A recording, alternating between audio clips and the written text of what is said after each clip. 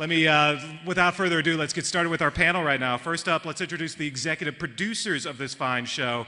His credits include The Call and Taking Lies, Mr. John Bokenkamp.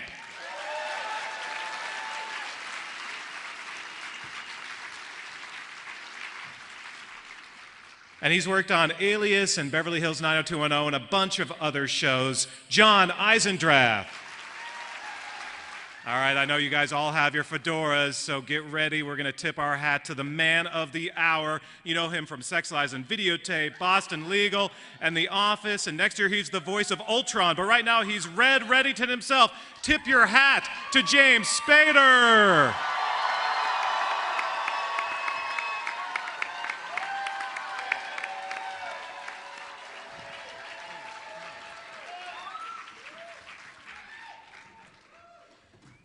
So thank you, gentlemen, for joining us. James, I'd love to kick it off with you. Talk about this past year, about this character and embodying Red Reddington. What's it been like to take over this new character of yours? Hi. This is me here, I guess.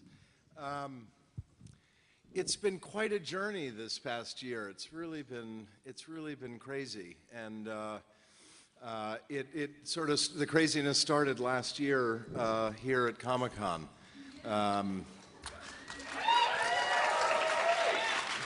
And thank you, those of you who have been watching, thank you for that. All of you who have been watching is what has made it even crazier. In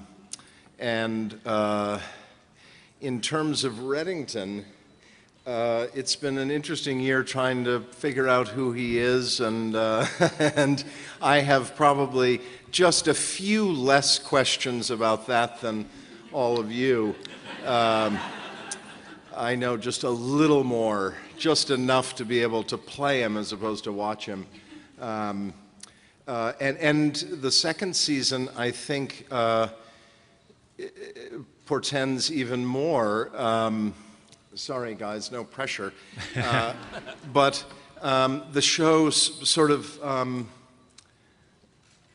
blew up at the end of the season and allowed for the second season to all of a sudden open up and become more expansive and learn more about the different characters in the past and so on. And so to try and get back to your question somehow, I think that in the second season we start to learn little bits more about Reddington and the sort of mythological history and so on.